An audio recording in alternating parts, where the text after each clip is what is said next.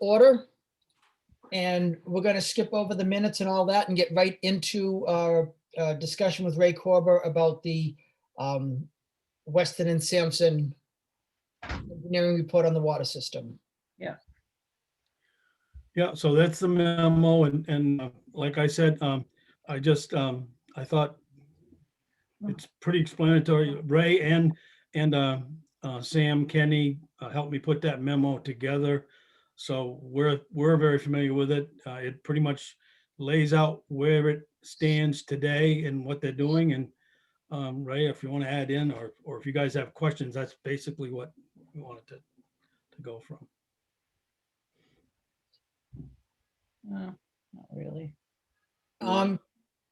Maybe we could just kind of go down through the main points. Okay. Removing the Crooked Mountain Road from the main pressure zone. As I understand, that's happening as we speak, as far as the new owner of that development up there looking to remove that from the town system and put it on the high pressure zone. It's actually a team effort between the current South Peak Homeowners Association led by David Yeager and Ken Belanger. But yes, the changing of the valves, I actually went over with Nate Hadaway and the mechanical person that Dave Yeager, South Peak, has hired to potentially install those back. I'm not even sure I talked to you about this, Ray. Install the back PRVs that are laying in the bottom of the vaults. And just as a side note, they're brand new. They've been there for 13 years. And the mechanical guy says, I have no clue why these were never put in. So they're moving to do that, okay? And they will probably be looking for guidance from Weston and Sampson on, the because Weston and Sampson had talked somewhat about flipping them around and doing that kind of stuff, and they're a bit puzzled about that, but that's something the engineers can work out. So yes, so to answer your question, that is moving forward. The turning of the valves, changing it over and getting those PRVs. The contractor was saying he was hoping sometime the end of April would be satisfactory because he's busy. But I said, given years it's gone by, then 30 days, it's probably not going to make a big difference. But it's these things are huge. I didn't realize they're big. These bolts are like 20 feet down in the ground, and they're going to have to get people down in there with headlamps on, and I don't know how they muscle them up into place, but they'll have to figure it out. But so that is done. So that answers your question. So that's moving forward. Cool. All right. And then the next one on the memo was install a pressure reducing valve between Loon Village and the main pressure zone. Yeah, so on that one, Weston Sampson's going to work with Nate to essentially what the four items that you see there, OJ, at the top of the memorandum, those were the recommendations that came out of the previous memo. So needing additional investigation. And so since that memo, that September memo until they issued a memo in February, they did those additional investigations and made determinations. So they did determine, as Butch had indicated, that removing Crooked Mountain Road from the main pressure zone. And I just want to be clear here. So when that happens, they're increasing what's called your equalization storage. It's not increasing your fire flow protection, it's increasing your equalization storage. So you're able to capture more of the storage tank and the investment that you've already made in the Pollard tank or the Forest Ridge tank. All right, so how is that not, though, increasing the fire flow? Isn't that more water we have available in that main pressure zone to fight fire? Yes, but there's three priorities. And when it comes to a storage tank, when you're designing a storage tank, there's equalization storage, And the equalization storage is to meet your, what we would call your peak demand. So, and I believe you have a deficiency in the Pollard Road tank in that regard, simply because Crooked Mountain needs to be serviced off of the main pressure zone, which is what the Pollard tank is for. So when you take the Crooked Mountain off of that pressure zone, you're essentially increasing your equalization storage. And think of it in terms of the elevation in the tank. So your equalization storage is the top portion of your tank, and your fire protection is kind of the lower portion of your tank. So when that tank drops, then your fire protection storage kicks in. So that's why they're saying, that's why they're making the statement that it's going to increase your equalization storage and not your fire protection storage. So bottom line though, it's good. So because you're getting access to more of the water in the tank than you otherwise would have. Approximately 600,000 gallons. So Yeah. it's a lot. So- So it allows you to drop that tank to a lower elevation going forward. Okay, but talk to me in terms of the proposed or the approved hotel next to Rite Aid, who I believe is designing underground storage for their fire protection. Does it do anything, say, for that particular site? Well, that's where, well, again, that's the other recommendation here for, as far as the putting a pressure reducing valve between the Loon Village and the main pressure zones. Because when you do that, you will get supplemental volume from the Loon Village tank to fight a fire in the main pressure zone. So that's the added component of doing that work. So you still, again, my understanding from the analysis that they completed, you'll be able to increase your fire protection when you do that PRV for the Loon Village pressure, between the Loon Village pressure system and the main pressure zone. Okay, then I don't understand, if we're gonna gain 600,000 gallons of usable water in the Forest Ridge tank, are we saying that none of that can be used for fire protection? No, I mean, you're not saying that can't be used for fire protection, but again, it increases the operating range of your tank. So if you're dropping your tank and say for example, when you run an analysis, you typically have, you assume kind of the, you're conservative. So you assume, like, for lack of a better way to put it, a worst case scenario where you actually, when the fire event occurs, your tank is at a lower elevation. So that's why that fire protection volume is at the bottom of your tank and not at the top of the tank. So you're not, when you're running a simulation, you're not assuming that the fire is going to happen when the tank is full. You're running that simulation when you're assuming the tank elevation is at a lower elevation. So that way, you know that your fire protection volume can be accounted for, is actually provided by the tank. Does that make sense? So right now, a fire flow event in the main pressure zone, we can't access the Loon Village tank.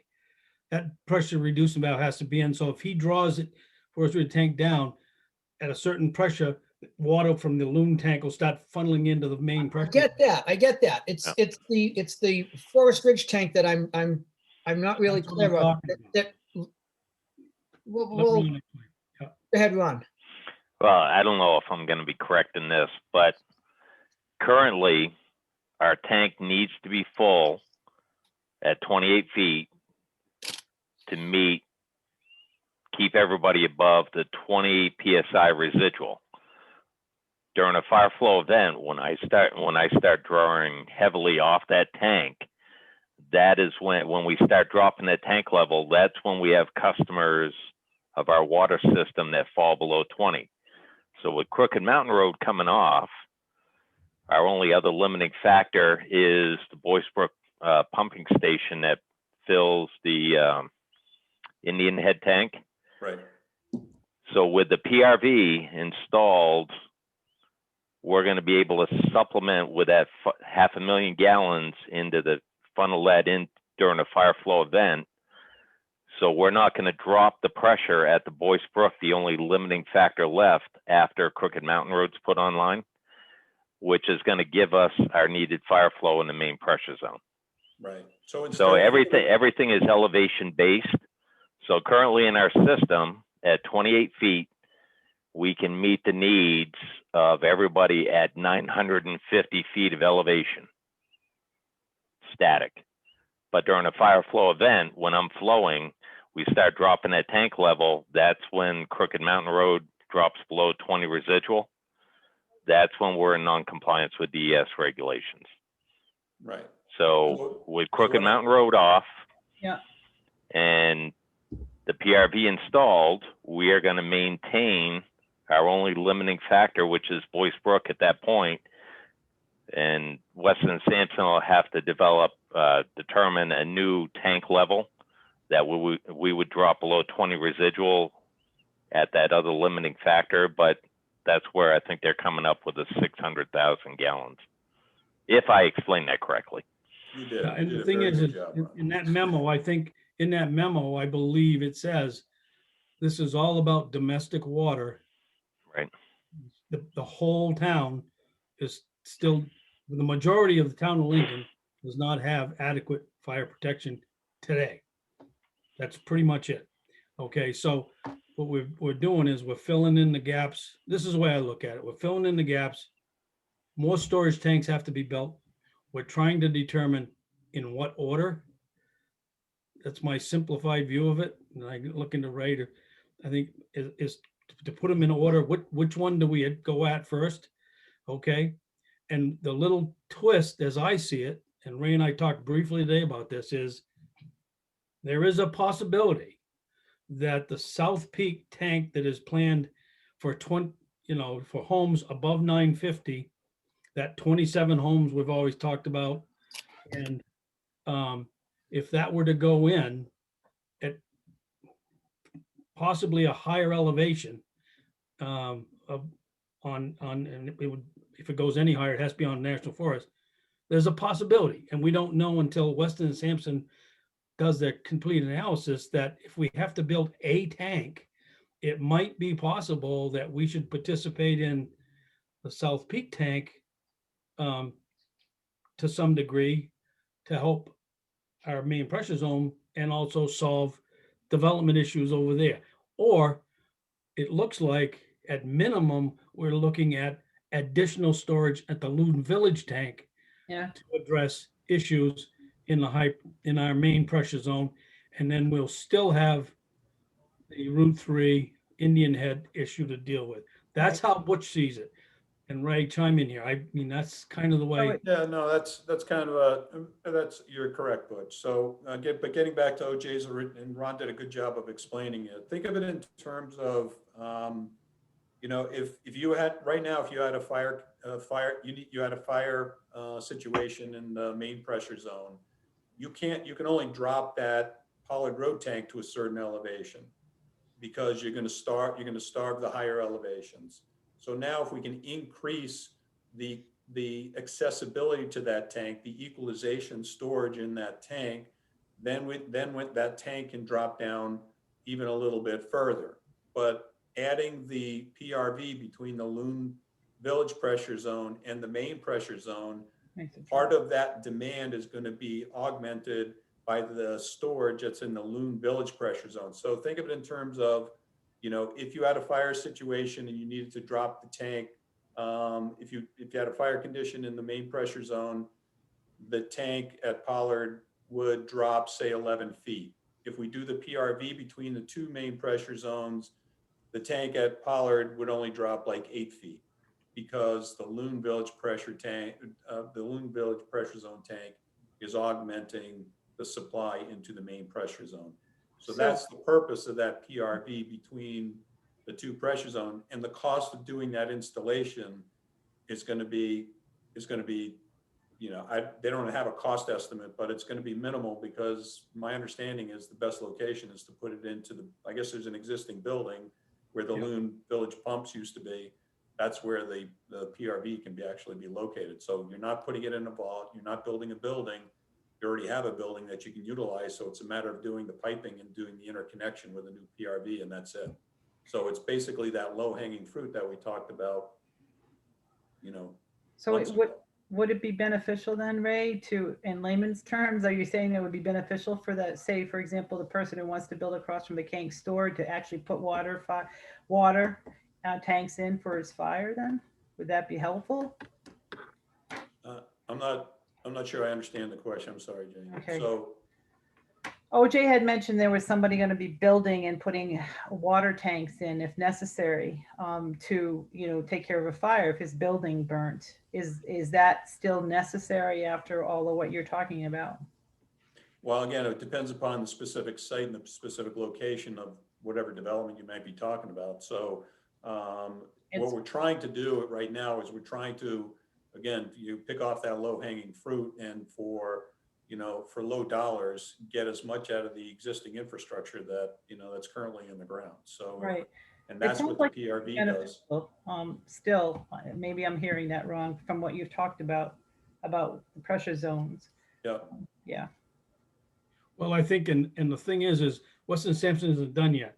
We're trying to just update you where they are. They still got a lot of investigating Yeah. to do, but we've identified, the key one is the installation of that PRV. Nate is confident that the town crew can put that in. So for the purchase of a PRV and the piping, repairing some road, they're gonna dig up the road that goes up to the water treatment plant. We can get that done. So that's knocking that low hanging fruit off, and it's a big step forward. So we're moving forward. We've made a step. I think that's a great step of all the studies we've done, but Weston and Sampson isn't done yet. They're still evaluating, the whole situation. They were just giving us where they're at as of today. Right. Yeah, so they basically came back in their most recent memorandum in our discussion with them that, the installation of the pressure reducing valve between Loon Village and the main pressure zone would do the things that we just talked about. And then the other recommendation that they had on Crooked Mountain, as Butch had alluded to, was actually, instead of putting the PRVs back in just to create the high service area for the South Peak booster pumping station, if you rotate those PRVs 180 degrees, you achieve that, but at the same time, you can actually achieve, I think it was 1,000 gallons a minute for 2 hours for fire protection on the upper end of Crooked Mountain, on the upper elevation of Crooked Mountain Road. So flipping those PRVs in the opposite direction allows the main pressure zone to give Ron access to water at those higher elevations on Crooked Mountain Road. So that was the other wrinkle that they came up with when those about putting the PRVs in Crooked Mountain Road. Ugh. One question with that, that means that if the PRVs are in the other way, Yeah, that means that the town system can feed Crooked Mountain Road, right. So but what Crooked happened? Mountain Road pressure can't feed back into the Right. town. Right. Okay, Right. so what happens if the uh, pumps in that high pressure zone owned and operated by whatever entity, the homeowners association, aren't enough to supply pressure to all those homes in that big long stretch of road? Is the town still going to be feeding that? No, so think of it this way. So when Ron hooks up to a hydrant and pulls the water, the pressure in the high pressure zone in South Peak will drop. That will send a signal to the PRV to open up water from the main pressure zone to feed in, so that Ron can pull off of the main pressure zone for that fire demand. So but during normal operations, the South Peak Booster Pumping Station is going to pressurize that high pressure zone in South Peak. So and those pumps will be upgraded as required in order to meet the demand of whatever homes ultimately get approved, whether it's 27 or 44, whatever the town decides. I think the OJ's question, this valving change is as it will put the pumps, with the exception of flipping the PRVs, okay? With the exception of that, we'll put this pump station as was approved in 2005. And because they're going to have to upgrade to get there's 2 pumps in there that have never run, okay? they've been running off little jockey pumps. So they get it to that point. There's probably going to be enough water, to your question, for 27 homes. At house 28, they may or may not. That will be their problem. Okay, because in order to build number 28 above, which most of them will be above 950, they will have to, that's why the planning board approved a tank. Okay, so basically we're getting them back to what should have been done in 2005. You know, it's Right. not a perfect scenario. Okay, but that's what will become. Now, we've seen paperwork from their engineer, which is Steve LaFrance, who suggests that he's gonna actually enlarge the two pumps in there from, Ron, help me here, 180. I think it's 110 to 250. 150 to 215 each. Okay, So it'd be a maximum of and 430. he's done output. engineering, and I think he's discussed it with Ray, and sir, I don't know if he's discussed it with Weston Sampson or not, but he feels that with that upgrade, he can pick up homes lower than 950, but more than 27, and adequately supply them potable water. You still will not have fire protection. Right. Okay, so Ron would have to I then th- make I- a yeah. decision, like he did at the landing, was to compromise and say, all right, stop putting me in some cistern, give me a fighting chance. But that's Ron's decision. So that's kind of where we're at now. To get to the Yeah. higher ones, 950, I don't believe, Ray, that Weston and Sampson has determined 950 is the number. Right, Ray? I think that Yeah. they want to hear more data. And then what would the pump station look like then? Again, we don't know, but that would be on what would be the South Peak Homeowners Association Oh, peak. Yeah. Yeah. to make those improvements Yeah. to not affect our system. So I think to explain how the PRVs work, OJ, in layman's terms, is the high pressure zone is going to maintain 90 PSI. So you got a valve here, you got 90 PSI going against this. It's keeping the town system on the other side at bay. But during a fire flow event, when I open up the valve, the hydrant, and start drawing it, the max capacity of that booster pump station, which is 90 PSI, and the flow, if they upgrade the pump system and it's okayed, is less than 500 gallons a minute. At the point that I reach the max capacity of that pump station, that pressure is going to drop below 90. That valve's going to open up and allow our main pressure zone to try and supplement, because the pressure dropped, the spring relaxed and opened up that valve. So that's kind of how that works. But long as that pump station maintains 90 PSI, those PRVs stay shut on both ends and maintain that pressure zone without any intrusion from our gravity system.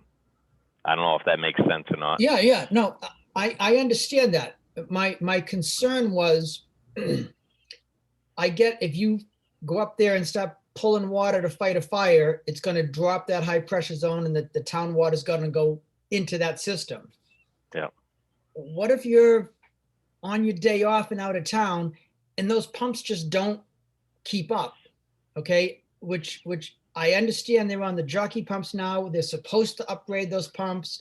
I Yep. didn't know they were going above the, getting up to the, whatever you said it was 430, rather than the whatever, Yes, 300. Yep.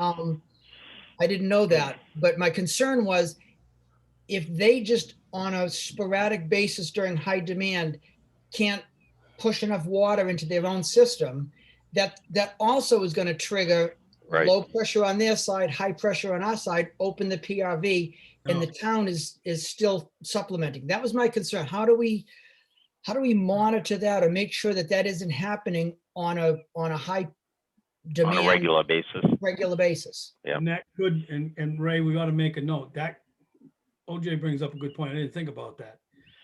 That may be why they were designed to go in the way they're designed to go in, not flipped around. And W&E may not understand that. Well, there's there's ways to skin that cat. I mean, you can put in your SCADA system, you can put, set flow points in meters. the- Yep. Yeah, you can put set points in the pump station, in the alarm system, that once it drops below a certain set point, then an alarm condition is going to go out and say that, the booster pumping station is not not meeting the demand. Right. So And they're- that'll alert our public works department that right. you have a unexpected demand on the gravity system. Right. Yep. And so Okay, it needs good point, attention. good point. And then if they get to the pump station, they realize, the pumps aren't operating correctly, one's burnt out, whatever the case may be, they can address it at that point. Mhm. And Yep. then all valves, all configurations, well, I shouldn't say all, but in the case of the PRV valve vaults, they should have bypass systems around those, because they have to service those PRVs. So there needs to be a bypass around the PRV, and you can isolate one side from the other manually so that you don't have to go through the PRV. So if you have a problem at the pump station, there's alarms, notification goes out to DPW, they run up, they isolate the main pressure zone from the high pressure zone. Of course, the high pressure zone is problematic because you don't have water to the residents in that high pressure zone. But that's what you have to deal with when you're having, if you have a pump station issue. And Okay, so- the other thing is if they have a line failure within that development and their pump system goes down, we don't want to drain our tanks. So having that valving in will protect the integrity of our gravity system. Yep. All right. That all sounds good. That answered my question. That was my concern is, Yep. Yeah, it's a good question. And I think it's important to know, I'll say it again, I don't want to sound like a broken record, but they've got a lot of work to do. Some of it is field work that they're kind of waiting for the ski area to slow down, and they got to get out in the woods and stuff. So there's a lot of info yet to be developed, but I'm very optimistic about this review. I think we're getting a to-do list, I think, that we haven't had yet. So Yeah, so in a nutshell then, between what we just discussed in terms of the PRV between the Loon Village pressure zone and the main pressure zone, once again, you're gonna get enhanced fire protection from that. It's probably not gonna meet everything you need, but it's gonna be an enhancement over what you currently have. And again, if Nate can do a lot of that work in-house, as Butch just alluded to, that's a low-cost solution to make the situation better and maximize the investment you've already got in the ground. And then also with the South Peak PRVs, that'll enhance fire protection up there as well when they rotate the PRVs in the opposite direction. At the same time, as Butch indicated, it puts the South Peak design into play instead of having the PRVs not even connected. And then finally, once those two things are done, the next item on the agenda is to find sites for a tank for the Loon Village pressure zone, and then a tank for the Indian Head pressure zone. And that's really where the focus of Weston and Sampson's work is going to be over the next several weeks. We discussed it in the meeting, and we identified two sites in the Loon Village pressure zone. One site is at the Loon Village tank site itself, basically put a new tank next to the existing tank. And then the other thing we discussed was potentially going into South Peak I saw that. and going up getting up to a higher elevation. It puts us into Forest Service land, but putting a tank on the other side of the river, there's advantages to doing that, because now you have a tank on one side of the river, you have a tank on another side of the river. Right now, you have a risky asset sitting out there, because if the transmission main is out of service between the water treatment plant side of the river and the Loon Village tank side of the river, then you can't get water to the Loon Village tank. If you had a tank at South Peak, that adds some resiliency and sustainability to your system. So that's why we think that's a good location. Plus, we also, in our discussion with them, we looked at alternative sites like up on Beech Nut Drive and up on the landing. Looking at potential sites and properties up there. At the end of the day, those are all developments where, you know, folks are gonna be pushing back on putting a storage tank in a lot or in close proximity to any one of those homes. So that's why South Peak lends itself to a tank, and then the Loon Village tank site itself lends itself to a tank. That's why they're gonna focus on those two locations, the Loon Village side. And then on the Indian Head, they're gonna run an analysis and do an evaluation on putting a tank at the existing Indian Head tank site itself. Those are the three things that they're gonna be looking at in terms of tank sites. So we have narrowed down the site, the locations of the tanks to those three. And that's what they're gonna focus their evaluation on next. And that all sounds good to me. So if we do, you said if we do like one on each side of the river for the Loon Village zone, the new one is going to be on Forest Service land. Yes, And if we do their first choice for the Indian Head zone, the tank is going to be on state land. right, Okay. right. Yep. So when Wesson and Sampson, you know, they created a graphic for us to take a look at. Here's the elevation where you need to be at. I think you saw that. I saw that. Yep. Yeah, so that, you know, when you do that type of analysis, it really shows you what the potential sites are. Any other site other than the ones we just talked about is going to require approaching a private property owner, knocking on the door and asking for them to, can we put a tank on your property? That's, in my experience, that takes a long time. You're usually in negotiations with the property owner for 2 years. And a lot of times everybody's nodding their head yes. And then when you actually go to do the transaction, everybody says, no. And then now you're starting all over again. So you got to take the path of least resistance in siting a tank. And it looks like the ones we just described and just laid out to you is the path of least resistance. So that's a big reason why those three sites were identified as needing additional evaluation. That all sounds good to me. It's exciting. Thank you. It's good to know that we're working on that and we'll be eventually getting water for everybody. Not that we don't already have it, but The you know what I'm storage. saying. So we're- Yeah, stored. Hopefully out of this one, we'll have a clearer path that you won't have to re-engineer. We just have to now, in the years to come, is find the funding and do it. Hopefully that's my goal, is to finally get that clarity once and for all. So Yeah. Yeah. You know, And- pick and the what you- tank, figure out how much it cost, and then go about the business of finding the funding in order to get that accomplished sometime Yep. down the road. And Ray, you said the high pressure zone, the pressure reducing valves and all that should be done in a couple of months, or maybe Butch, you said this? yeah, they're and I spoke with the I can't remember the company, but it's a mechanical Yeah. contractor that they've hired. And because I said, well, when are you thinking of doing this? And he said, well, I'm pushing for the end of April simply because A, the weather, B, we're all busy. And this Okay. is a major job. I've got to put 2 to 3 people on it.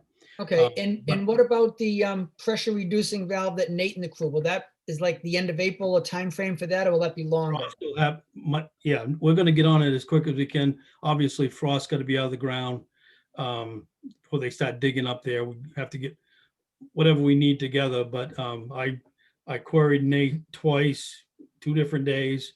Said, "You sure you can do this before you commit?" And he says, "No, we're confident we can do it." So yeah, I think winter, well, get into spring and comfortable that, the bands are off the roads and we can get stuff held up there and we'll get that done.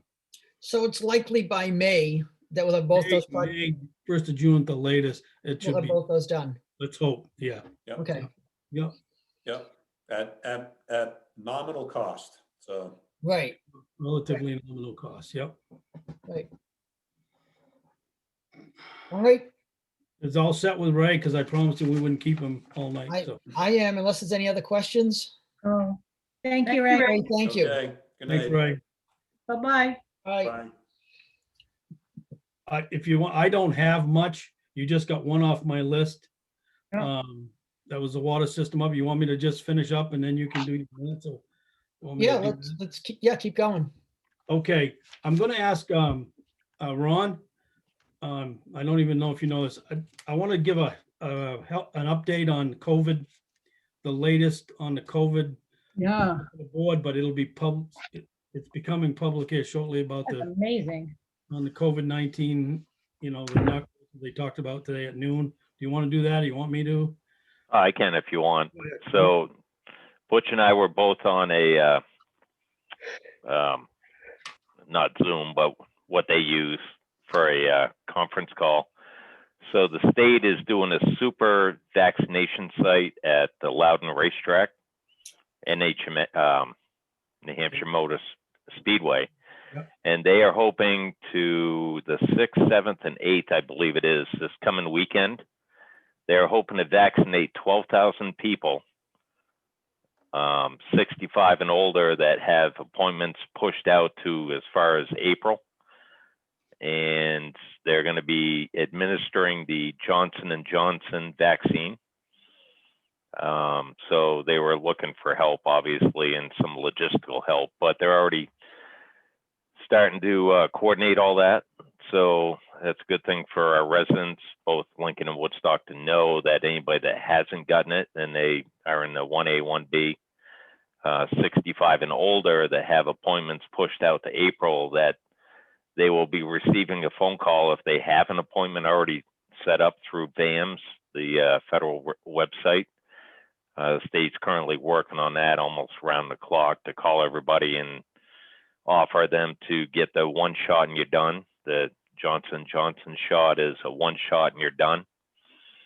So hopefully that goes well.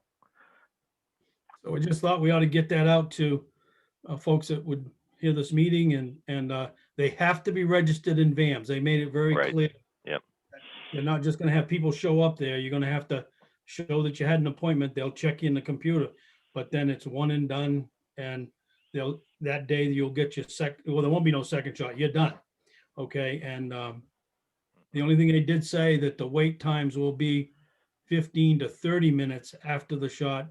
They're gonna have a Yep. big waiting area just in case there's reactions and things like that. But it's a hell of a deal. And for those of us that just did the 2 deal, I'd have picked the one and done over in a minute. But anyway, so I thought that would be good to put out tonight, just to, the news has been carrying it and it's gonna be well advertised, but I just thought we'd do it here too. Thank you for that. Yep. And that's really all I have tonight from manager's report, unless you have anything else. Was there any update on the camera at the solid waste facility? Nate's working with, I said, with John? Yeah. yes, the local lock company, and he just hadn't heard back yet, but he's working to get those in.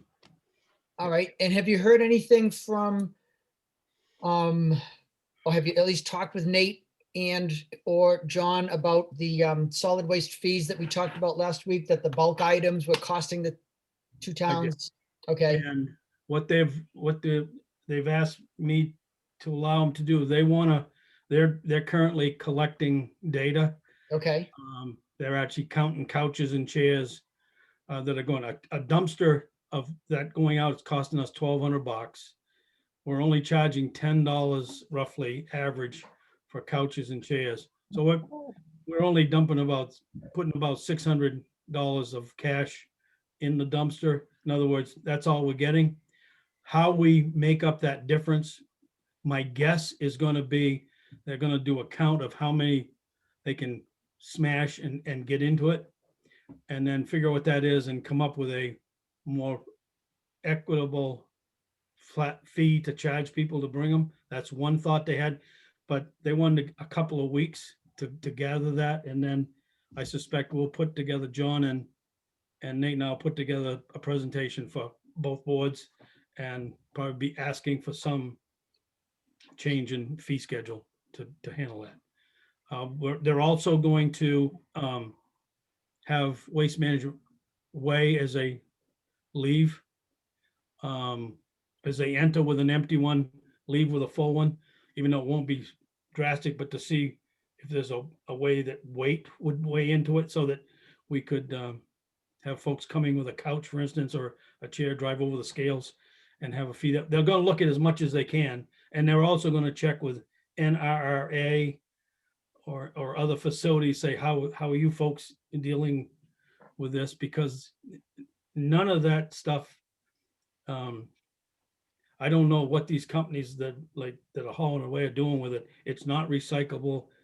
It's all ending up in a landfill, and we're getting charged extra money for it. So I don't, that's a game too, but in my opinion, but right now cardboard, I did learn is about the only commodity that's paying anything close to what it's costing us. The aluminum and tin and metal, we're hardly making what it's costing to get rid of it. So. Yeah.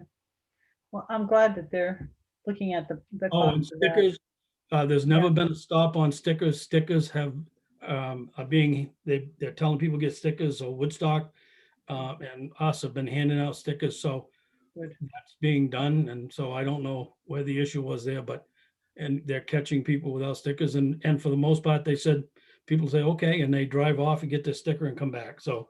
Oh, good. Well, yep, good to so hear that. That's what they're telling me anyway.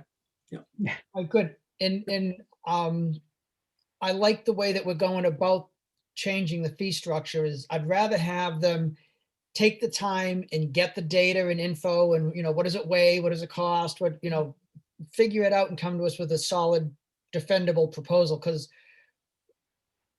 without that data, without facts, it's going to be just another guess. And And I it- suggested to them that we try to stay in line with our neighbors, Plymouth, Campton Thornton, North, I don't know what Littleton does, or, so that there's got to be some logical, and NRRA, I probably is the one agency that has a sense of what's going on everywhere. So they're Mhm. going to look at all that, and we're on the track to get a report, hopefully in a couple to 3 weeks, whenever Okay, they think they're That's going to. that's fine. Yep. That's fine. That's good. Okay. All right. The only other thing I had is the town reports are out. They Yeah. were picked, yep, they were picked up today, so you don't already have one, yep. Yep, Oh, yeah, I got one. And you got one too, good. I just picked mine up and I got home for this meeting, so I haven't even looked inside of it yet, but now we'd like to make an announcement that, obviously the building's closed, but if folks call the office Monday through Friday and tell us they're coming, we will have someone in our building meet them at the door with a town report. The public works guys have asked not to do it because of COVID, to deliver it. So we'll make it happen. If folks do it, I know Carol Riley has offered to, during her book thing, she's gonna have a few there for if residents come and want a book, she's gonna make that available through the curbside book thing. And Jane's on, anything else I should tell him, Jane? If she's listening, No, it's also up on the website. Yeah. It's on the home page, digital copy, and I e-scribed it, so I sent it out to everybody who logs into the website. Miss Tammy, yours is in the mail.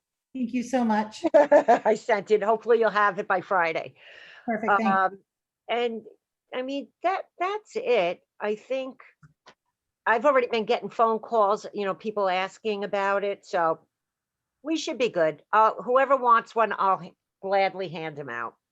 yeah, we'll get them out to folks. So people that listen to this, we'll get them out.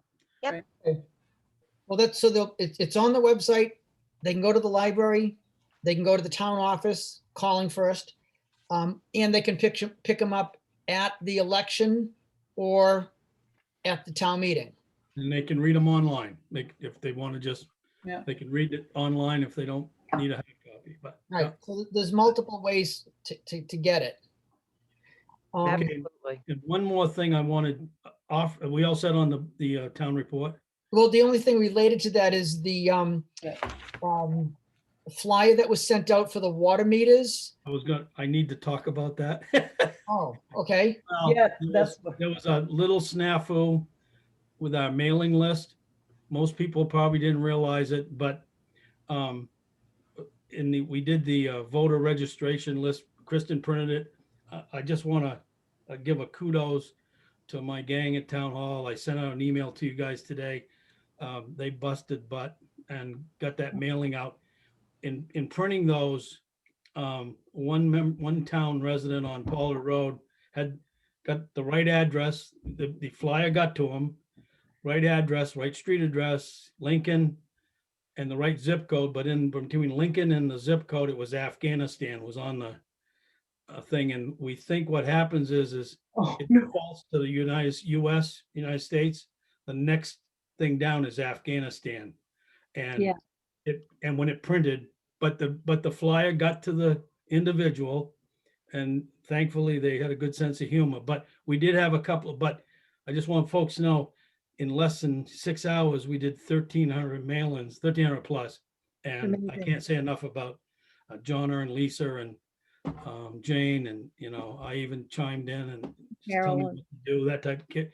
Carol was ill, but so good team effort, but it didn't go out without a couple of snafus, but we got it Yeah, done. Thank you to everyone in the office. That was great.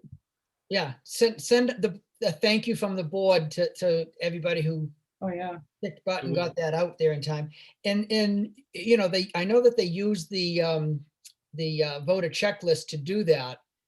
And I think I sent to you in an email that Afghanistan address was on the checklist and probably got there the exact way you said, that it was just the default list and it just bumped down, but that was, She's gonna investigate and try to clean that up, but it's That gotta was- be done. that was corrected by the ballot clerks at the last election, but probably, I don't know if the new updated checklist was printed and that's what you used, or you used the one from the last election. Yeah, it was right from the computer to the sticky labels. Yeah, It was yeah. printed out, so it may not have been updated in her program. I think that's, so yeah. anyway. when I No. mentioned that to a ballot clerk, they said, oh yeah, that's how it is on the checklist. And we crossed it out and changed it at the last election, knowing it was a mistake. So it was in the process of being fixed. It just is odd that it comes up with a foreign country as the. Right, right, And right. the last thing I do have, and this is another kudos, and the two people involved don't know I'm gonna do this, but I don't know if you're aware, Saturday night, well, I don't know, 8 or 9 o'clock, my wife was on Facebook, and one of the churches in Plymouth put out a panic call for over 1,000 cases of food that did not get picked up. And so 8 or 9 o'clock, and we personally, Polly and I personally know of a couple of people that could use. So I said, well, let's go get a couple, and we know where we can deliver them to. They were just begging people to come and get the food. So as I got dressed and I thought, well, I wonder if, geez, if the Lincoln food Lincoln Woodstock Food Pantry. pantry could use it. So I called Tara. Tara said, absolutely. I'll have to get dressed, and I'm not sure the place is shoveled out and stuff. And I said, well, I'll tell you what, we're going to go pick up 2 cases. I will, if it's what they say it is, and I didn't know at the time, I says, I'll fill the truck. Just need someone to meet us. And I called Ron Beard, and Ron said, well, I'll put my shoes on and clean my truck off. I'll go get a load. And I said, well, okay, I'm going to go down and I'll let you know. Well, anyway, long story short, Ron and I both fill up 2 trucks, and we delivered it to the food pantry in Lincoln. And when I got there, Tara is shoveling the walkway. The guys were plowing the street. So, you know, and we got this done. And I don't want any credit because it was like in this thing, but I do want Tara and Ron to know that town's lucky to have them. Absolutely. Absolutely. That's Yep. awesome. That was great. Yep, thank you for both of them. Thank That's, you, absolutely. that's really You know, Great and Ron, stepping in like that. want to finish up, Ron got home, took his boots off, and at 2 a.m. decided to go back and get another load. Wow. He's Ron. Yeah, we had an alarm activation. I won't name the business. Got done with that, and then got home, took care of the dogs, and it's like, you know, those people told me that come down even if they aren't there. If there's food left over, just grab it if there's a need. So I went down and grabbed another load, and then I get back to town. It's like, what am I gonna do with 32 boxes of food now? So I talked to the PD, both Lincoln and Woodstock PD, gave them a few boxes because you don't want it to go to waste. You know, we had already brought, I think, close to 56 boxes to the community I center. had 28 and you had about the same. Yeah. So, Yeah. yeah. And then I went around to the local residents and started handing them out. You know, I went to Roger Harrington's and he turned me on to a couple other people, and till the truck was empty, just, you know, give it out, and At 2 in it the was morning? awesome. Good feeling to do that. It really is. Oh, It wasn't at 2 in the morning though, Ron, No, was it was- it? Knocking I on. think Ron No. waited till 7:30, 8 o'clock, I think. Yeah, yeah, I did. You know, Definitely. you know me. I'm an early bird, and it's like, you know, when I got back by 5:30, it's like, nah, it's a little too early to go start knocking on doors. But I thanked them, but I just wanted the town to know Yeah. that's over and above. That was Absolutely. Agreed. so. No, and it I- is. you know, Huh. anyway. That truly is all I have. That's all right. Well, thank you for that. Tamara, welcome, and Mm, sorry to hear about your dad's accident. Sorry I was late. Yeah. Yeah. No problem. Did Oh, you have understandable. anything you wanted to bring up? No, I'm a little behind the 8 ball this week. I apologize for that, but no, I'm Nope. good. Okay. Jane, do you have anything? No, I think I'm gonna leave the meeting with Al Butch's speak, and I think it's a good positive note to end on. So Yeah. I have some stuff, but I can wait till next week. Are we meeting again next week or no? Yes, the night before town meeting. Yes. Yeah, we should meet. Okay, that'll be fine. And speaking of that, is Ron and Robert gonna be at the Days Inn on Monday? Just Yep. making Yeah, they sure. said they were. Yeah, I'm gonna be there. I actually talked to Sonny the other day. I'm gonna do his flagpole this week when it warms up. Okay. They told me by the 5th, everything will be out of the big building there, Okay. and they'll have it all cleaned, and we just need to set chairs up and stuff. I obviously, you know, I'm working with Marcus Corey about the sound system, and, you know, now the added Zoom, I'll be setting that up. I'll bring the monitor from town hall and everything so that Tammy can zoom in for us. Good. Thank you for that. And so, yeah, I'll work out all that logistics. I'm going to work on getting a crew together to help set up the chairs and everything. I'll work with Robert and make sure we're in total compliance with everything he needs, so that there'll be very little to do on Tuesday during the day. Okay. And the town Nate, the town crew will set up the booths, election voting booths. just I believe so. I don't Like want to it speak down- for Nate, but yeah, just as though they would have at town hall. They'll go Right. there. and set Yep. them up. Yep. and obviously we're gonna have to help Kristen and whoever else bring over whatever they need, you know, for the elections and everything. Right. Because, you know, it's not like we're just walking down the hallway to grab pens and paper or whatever. Exactly. So I'll work with Kristen this week to figure out exactly what she needs to get over there in a timeline. Obviously, some things need to go that day. They can't just be left there overnight. So, you know, we'll work on all that. Okay. And all of that signage that's required, that we hang on the walls, people going in, how to mark your ballot, all the RSAs related to voting. There's certain things we have to hang up. Right. I can be available to help Kristen do all that, get that on Monday. Yeah, because we don't have a wall, where you first come in like we do at town hall. So we may have to manufacture something to set in place, depend on exactly how Robert sets it up. Because that's something you're supposed to come into before you get to the voting, right? It needs to be posted and visible prior to when you get to the check-in place. Okay. So it doesn't have to be a hallway, but it has to be someplace visible and accessible prior to getting to where you check in. I probably should get with Robert and maybe we'll meet there again and pre-plan this a little bit further. Yeah. Do you need any COVID dividers, like the big ones you have in your office? No, I think she has all that for the elections. Yeah, she had quite a Yeah. bit of that stuff. Yeah, I see Yeah. we get on the desk things, yeah. saved all Yep. those big pieces of plastic and the holders and all. Yep. All right, well, I can be available on Monday to help with Okay. signage, Okay. hanging Yeah, all that I'll let Robert know and he can make the Alright. call on that. stuff. Okay, I can come when I get home from work on Monday.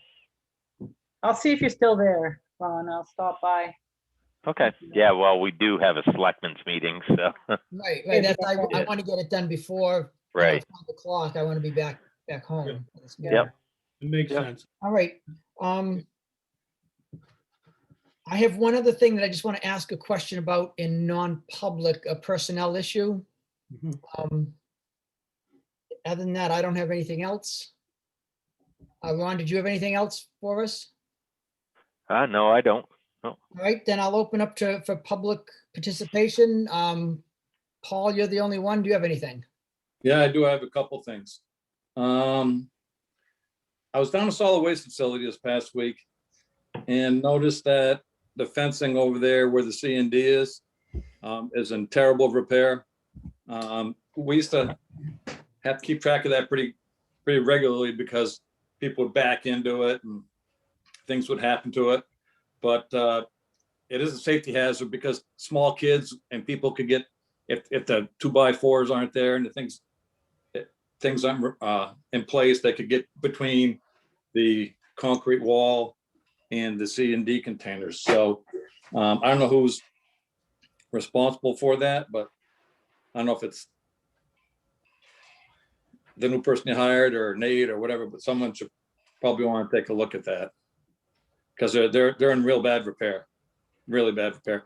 There's a couple of them that don't even have any rails. And then there's one that didn't have a rail and it was leaning.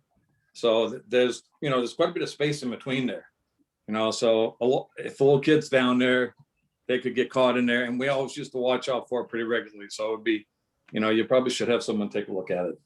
I was listening to your dissertation about the town reports. Would there be any chance maybe to put them at the Lincoln Post Office so people could pick them up if they didn't want to come to people go to the post office, Lincoln residents every day.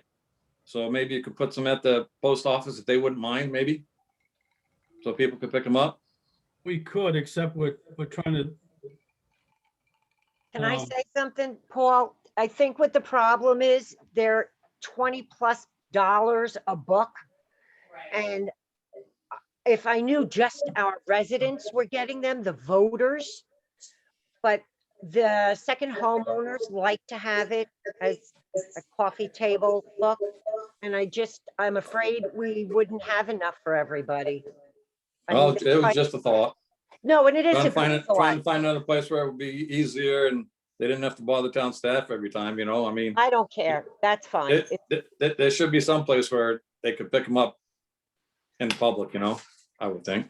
We've pared it down to, Jane, I think it's 450 copies because we've tracked it year to year and it's dropped up. So we tried to stay closer to what the demand was. So we didn't have, at one point when I got here, there were like 5 boxes of 15 or 20 box per box that were left over.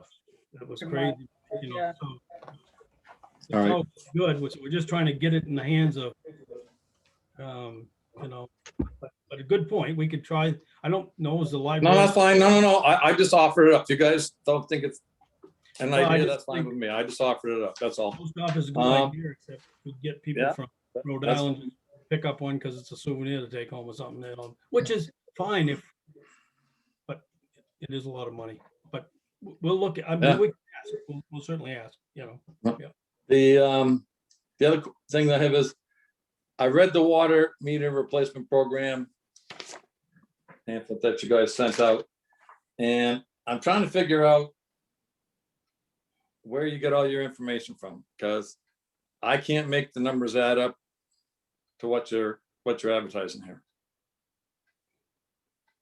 Well, Okay, so, we got our information from a whole bunch of sources, so let's focus on what, I don't have. it in Okay. front of me, but what's- It's in your Well- annual report. Oh, okay. Yeah, which is nice. They put it in here. yeah, I mean, I just don't know where you got your, Page 95. I don't have a town report, all I have is Say the 90% thing here, but, of the info came from Raftellus. I mean. Right. don't well, get- that- Wait, I you would know, say. I thought, let's call that- I thought so, but it's not right. What If- isn't if you right? ta- Okay, so if you take a look at it, and it says that a family of 4, I gotta find it again. I had it all highlighted here and there. Let's see.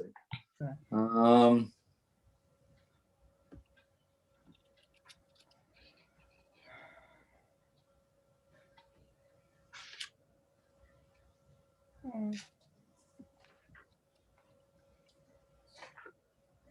Well, I had it in here somewhere. Where does it say the family of 4? Oh, a typical family of 4 will be $359 per year. All right, that's not, there's no way it's gonna be $359 per year for water and sewer. I've got it figured out that a family of 4, it's gonna be about $657 per year. I don't know where you got that. A family of Based 4, on National average. what's that? It's based on national average. If you look at the no, it's not based on national average thing. That's what And if you they- look at if you look at the Raftellus study, and I have it right here with me, the Raftellus study shows that an average family of 4, just for the water, the Raftellus study, a family of 4, the proposed is going to be higher than the existing. So a family of 4 is going to pay $583. That's on a different, what you're looking at. No. Oh, you're looking at what we've discussed. I'm looking at the Raftellus, which compared. I You're think right, what right. happened here It's when totally someone different. did it, all I'm saying is, I think what happened when someone did it was they only figured out the water portion. They didn't figure out the water and sewer portion. And that's No. what, I have different numbers than that. How many gallons are you basing that on from the Raftellus report? The water and sewer rate. the Raftellus report is figuring 90,000 gallons per year. I've used 80,000 gallons because in my research, New Hampshire's average is about 70 gallons per day per person. And the United States, about 90 gallons per day per I got person. it. So I use an 80 gallons per day per person figure. If you take 4 times 80 times 365 days a year, it's 116,800 minus the 36,000, because you get 9,000 per quarter that you're allowed to use. You come up with about 80,800. So you get 80,000.8 times 385 is 311.08 just for water. When you do that with a sewer, you come up with 269.06. So when you add the two, then you add your fixed charges in for the meter per quarter, and you come up with I come up with about $657.34. And then when I look at the tax base, I use the New Hampshire Department of Revenue Administration's Town of Lincoln assessment at $853,376,509. It's not, it's 1.40 billion now, Mhm. 1,040 million now. So you didn't have, Well, that's the correct number. Your equalized evaluation in Lincoln now is 1,040 million. Yeah, you don't have So the if I- right number. So if And I you're was, basing it on the wrong gallons. If you look at the Raftellus report on his rate structure, right at the bottom, it says typical 90. year-round residential customers use between 50 and 75,000 gallons per year. the Raftellus study says 90, it's average, a family of, if you look at this right here, it says a household family of 4 with an annual consumption of about 90,000 gallons. That's right in the Raftellus study. I didn't use 90,000 gallons. I Look at used the 80,000. Raftellus rate structure.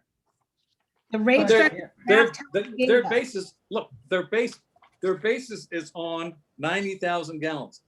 I'm telling you, the numbers don't add up. It's gonna cost more to do it with the meters than it's gonna cost to do it with the current system we're having. And even with more evaluation, it's still gonna lessen the cost, because I took the cost of the water and sewer for 2021. I took the CIP for 2021, water and sewer. I took the existing debt service off of the Raftellus study, and I come up with about pretty close to what you guys thought. I come up with $1,431,046. You guys come up with $1,000,005 for current operating totals. But I'm telling you, it doesn't work out. And I don't know who did the math and how it worked out, but it doesn't work out. And So what are you saying, Paul? Is it average family of 4? What did you come up with? 800? I used 80 gallons per day. Okay, Raftellus used probably 90 gallons per day. They come up with 90,000 gallons. Raftellus study come up with 90,000 gallons. I think it was a family of 4, 90,000 gallons with an assessed property value of 203,000, which is exactly what you compared to in this sheet here. And if you look at the Raftellus thing, it's more expensive for a family of 4 proposed than what is existing. So I don't know why it just, where you come up with your numbers just doesn't make any. We got the It's numbers just from. not supported by the Raftellus study is what I'm trying to tell you. I'm not going to argue with you. I just want No, to tell you. I just in want to my explain comparison, it. my comparison with the numbers, it doesn't work. And We got our numbers from an educated professional from Raftellus. That's what we you got. didn't, Tammy, They don't you match didn't yours, get but them. the educated professional came up I'm with the done. numbers. Look, I'm not going to argue with Tammy. I know numbers. I know how to read this thing. I've read it for a week. I've studied it for a week, and I'm telling you, there's something wrong with your numbers. Okay. Butch, can we run it by Ray or somebody before the meeting next Tuesday? Dave's gonna be at town meeting? Me? Dave? So Dave Okay. Fox from Raftellus will be there to present. Perfect. Okay, good. All He'll right. defend his own numbers. Okay, good. Great. I mean, I'm telling you, it truly, I think what's happening here is that the Raftellus study might have used a different methodology than what you're using to do this thing. Because Raftellus had different methodologies. Remember, you could use a more on gallonage, more on fixed cost, and I'm not sure it's the same. You do the math. Raftellus created. Raftellus check- created. Look, I'll talk to Raftellus about it if you want, but I'll do it at town meeting night, and it'll put a lot of doubt in a lot of people's mind, I'm telling you. Figured that. Well, I wouldn't have doubted that you would do that anyway. I mean, Yeah. Really, Tammy? What am I doing? Why would I Really? do it here now then? Well, look, if it's gonna be. Look, I'm done talking to you because that's the way you guys always are. And No, and while you're going, look, Tammy, while you're going on it, I don't think it's appropriate that you put this out in the first place with the caveat that it says the town's asking residents to support this important initiative. Whoa, let me finish. I agree that you should put out all the facts you can. Oh, yeah. All the facts you can and let people decide. I don't think you should use taxpayer money to decide one way or the other, because there are people on one side and there are people on the other side.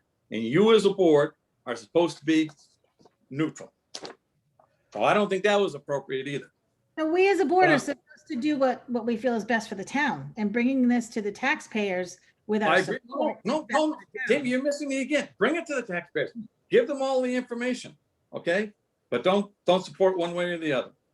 I don't, I tell them to vote what they want. I agree with that. Paul. With taxpayer money. And I think the board is expecting that. People are gonna vote the way they're gonna vote.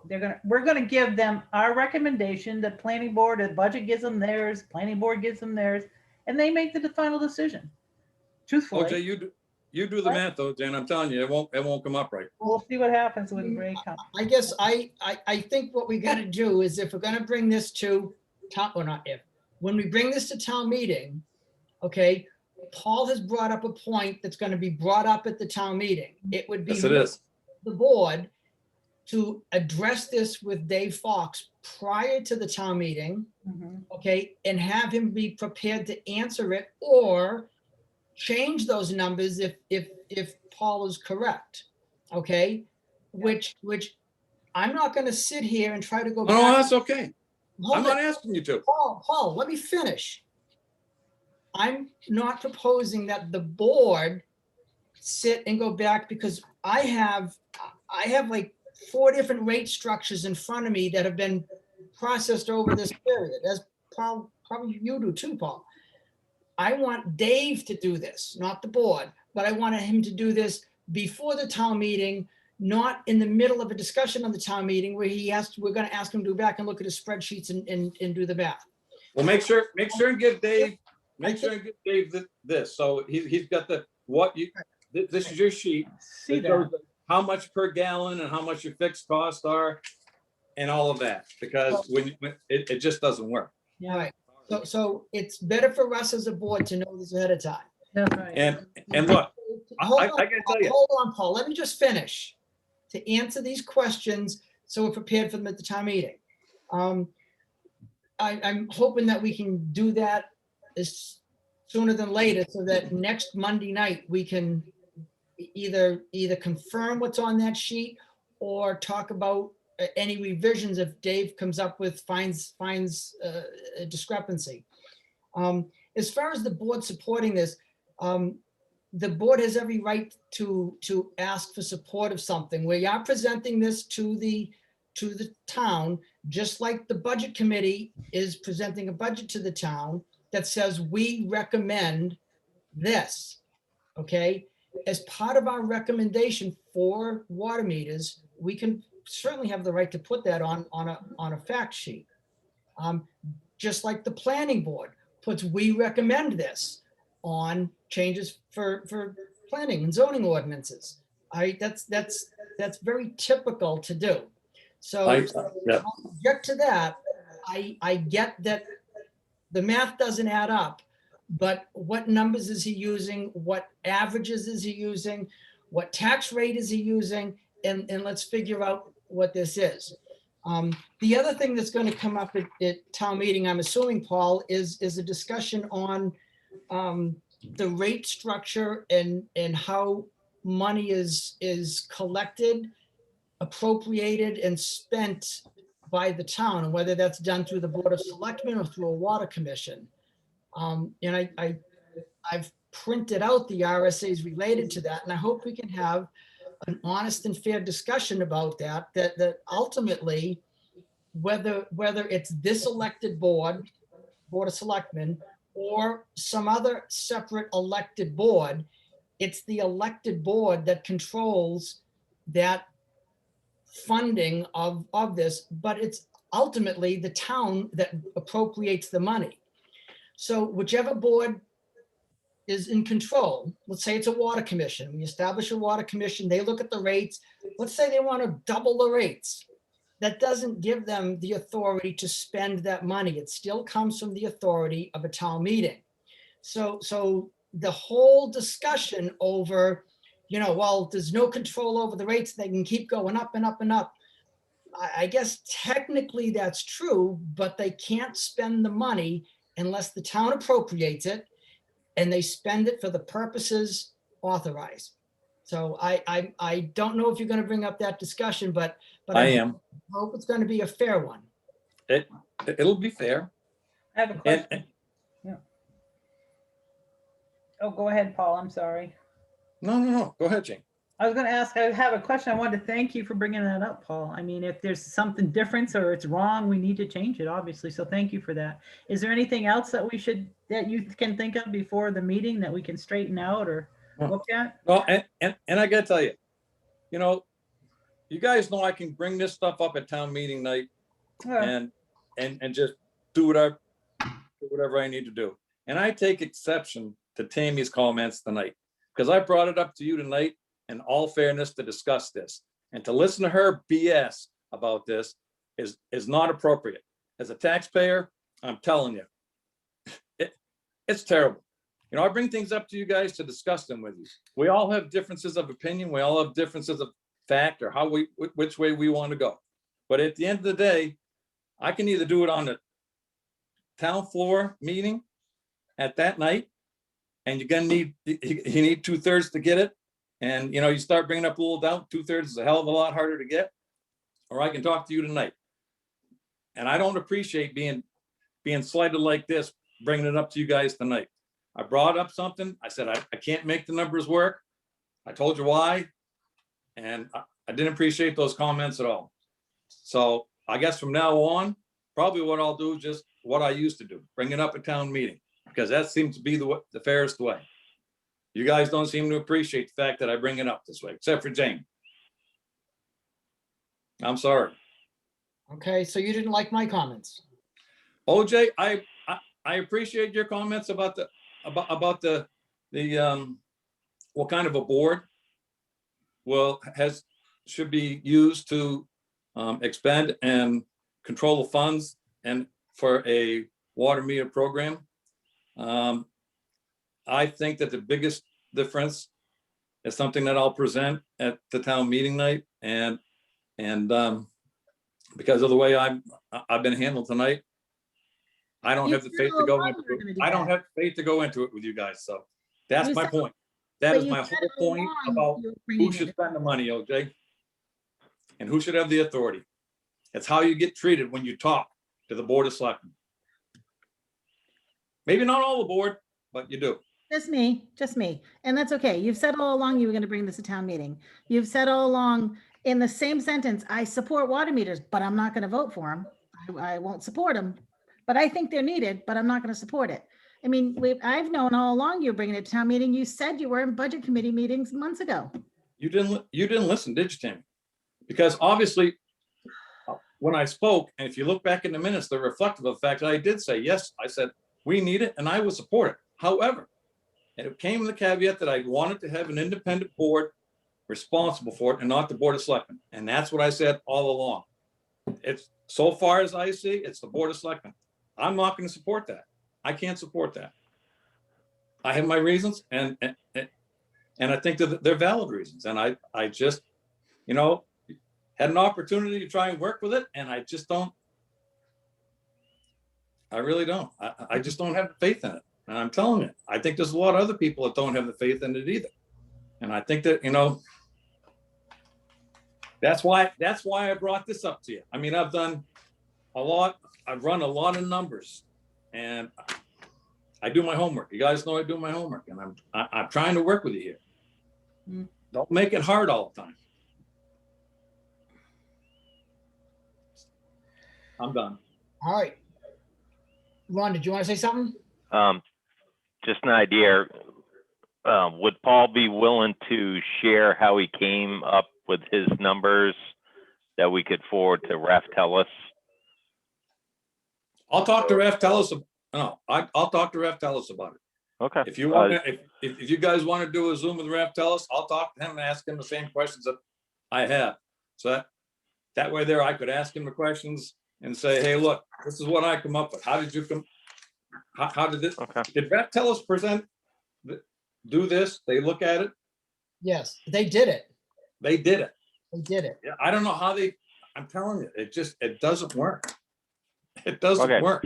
It was just an idea, Paul. Obviously, you've put some time and effort into it, and you know we've spent money on this report, and you know maybe it would be worth you talking with them. I mean, even look. I mean, if you use the Raf Tellis report and use their water rates and use the family of four with a $200,000 house and using your water and sewer based on, you can base it on 90,000 gallons. I used 80,000. But the cost per year is going to be for water and sewer is going to be over $600. I had 657. And if you use $1 billion worth of net assessed evaluation, I mean, I used the 2020 net assessed evaluation from the Department of Revenue Administration, because that's kind of like how you, 2021 is not out yet. So I used 2020. And you come up with about 1.6769, $1.60, call it 60, because it's over 668 cents per thousand for a water evaluation. If you do for 1.6 times the $200,000 house, you come up with $335.38 per year on a using 1,431,046. You guys said the operating cost and this sheet was about 1.5. So I'm a, you know, you said about approximate. So I'm about within where you're at. But on a $1.5 million to run water, sewer, and your debt service, your cost is about $335 per year. Because I take the, I know how to figure the tax rate, and on a $200,000 house, a person will pay about $335.38 for water and sewer on a tax rate today. If the water and sewer was in today, they would pay $657.34. So it's like $321 more to have meters installed. And that's where, and if you look at the Raftellus report, it further substantiates that, because it shows you in the graph that they have that the proposal is more than the existing. So, you know, I think I've really tried to find some flaws in where I'm going here, but I can't do it.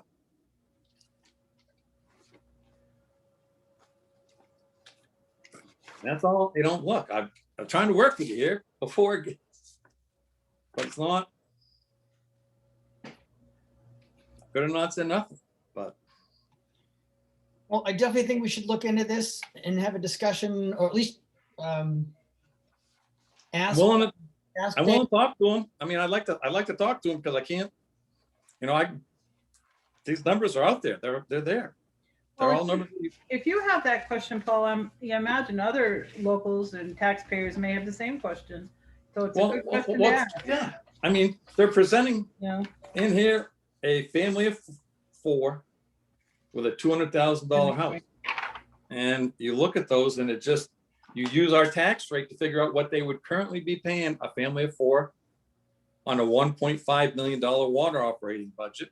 Mhm. And you come up with 300 and some odd dollars, like I said. And then when you use what the water and sewer rate is on 80,000 gallons per year, not 90, you come up with, but I think what happened was, I don't think that the sewer rate get into here. I think the water rate did, but I don't think the sewer rate get into here. Well, if you're saying the proposed is the cost, they haven't subtracted what's coming out of property taxes either. So maybe they need to look at that too. Well, and I mean, the $1.5 million number was close to what I was. So I mean, I think that's fair. And I used their rate structure. I just don't know, you know, maybe the rate structure that's in here is not what we were going to use. I don't know that. I think it was. But they said in here, they also said a $200,000 house can expect a reduction of $442. And I don't know how they're going to reduce $442 when you're going to pay more money. That's my point. That's where I'm struggling with this thing, you know, and that's, someone ought to look at it. Yeah. All right, let's OJ, I will try to get a hold of Dave Fox tomorrow. okay. And so, I'm sure there won't be a problem having a call and you guys give, I mean, there's no reason Paul couldn't get in on a call. That's easy to do, so, but All I'll right. try to hold him tomorrow and I know what, and I don't want to comment up because I don't know exactly what I'm talking about, but there is a cost shifting.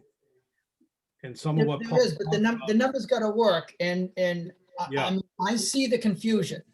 Yep, Okay, I do we too. have to come with a clear message. So give Dave a heads up on what we want to talk about and Yeah. let's see if we can set up a Zoom call. Okay, what time of the day are everybody? I'll do it. If you want me there, I'll work with whatever you guys got. I mean, I didn't bring Well, I this up mean- to, Want to do a? I'd rather I bring it don't- up here than town you know meeting. what, That's I'd what like we to did. get it done, obviously, early this week, so we can get this done. I mean. I'm gonna be unavailable tomorrow and Wednesday. Earliest I could do it is Thursday. Okay, so Thursday, let me do this. Let me see what his availability is. And then I will fire out an email, including Paul, to come up with a date and time. And my guess is half hour, probably won't take a half hour. He'll redo Yeah, it. look I mean, at he just, it, yeah, how I mean, come- you just need to take a look at all the um, data that he gave and let add me- it all up. Let me look towards Thursday. I can do Let's- any time on Thursday. Just let me know and I'll schedule it in. Jane, Thursday. Jane, She's muted, but it doesn't matter. Jane? yeah. No, No, you, Jane Oh, Ludwig. me? If we just- Thursday. Thursday. Oh, I forget. You want to know if I can meet on Thursday? Yeah, I mean, If we did a phone call with Dave.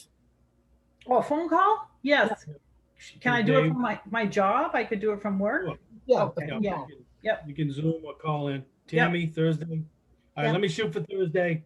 We'll see what we come up with a time and I'll get back to y'all. That's the way. Yeah, thank you. I mean, you guys can add the numbers up yourself too. I mean, Jane Leslie, if we're gonna do this, it needs to be posted in public. Yeah, we'll get it posted. Okay, thank you. Oh, it's a good thing, Paul. Make sure I tell you what. All right, Paul, thank you. well, Yeah, thank you. I'm trying to be fair here and So Thursday, it looks like I have no Zoom. Oh, Thursday, I have a 2:00 and a 3:30. Outside of that, I'm good. I'll try for Early in the morning, late morning or a 1 o'clock, something Yeah. like that. I get to work at 7:30 usually. I'll do I'll a, fit in whatever time you guys want if you want me I'll there. try to do something 11, 12, 1. Anything before 2 o'clock. Okay, all right. Thank you for your time. Thank you. Thank you. All right, we got to go back to the minutes from whatever, February 22nd, meeting Yeah. minutes. Any changes? I didn't have Not any. find any. Okay, I was good with them. I'll make a motion to approve the regular meeting minutes from, was it the 22nd? 22nd. Yeah. Second, Second, all those in favor? Aye. aye. All right, and then we have the non-public meeting minutes from that date. I'll If you make a do. motion to approve the non-public meeting minutes of the 22nd as presented. Second, Okay, all those in favor? Aye. Aye. aye.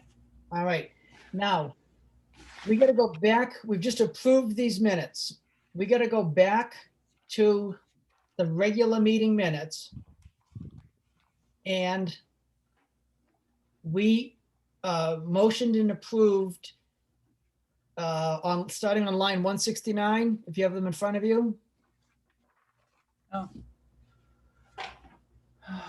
In talking with Peter, this is incorrect. We got to redo this motion. So I'm going to make a motion, and it's going to read exactly the same as this, except for 2017 should read 2018.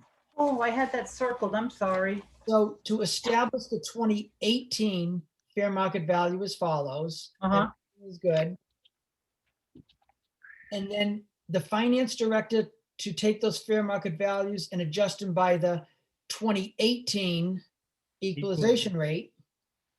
And further abate the taxes for the tax years, eliminate 2017, and it'll just say 2018, 2019, and 2020. Okay, and then down in the explanation where it says it was the equalization ratio that was in effect in 2017, obviously that's going to be 2018. So we can't change the minutes because this is what we motioned and voted on and approved. I'm making a motion right now that we rescind that motion and replace it with what I just read, which is all of the same exact stuff, but just 2018. I'll second it. Let me get online. Let me show my hand here. I'll second Okay. it. All right. And I met with Jonna today. Over all of this, she's working on calculating the abatement and calculating the interest. I did verify with Peter that the 2017 is the wrong date. They filed this based on the 2018 Okay. taxes. So my estimate of what we owed them was high. I said it was going to be like 150,000 plus interest. It's now going to be more like 100,000 plus interest. So, Right. other than that, John is working on this and we're good. So Jane, you made the motion. I made the motion. Jane seconded it. All those in favor? Aye.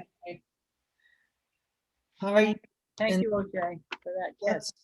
That's all I had, except I did have one question, for you, Butch, in non-public. Is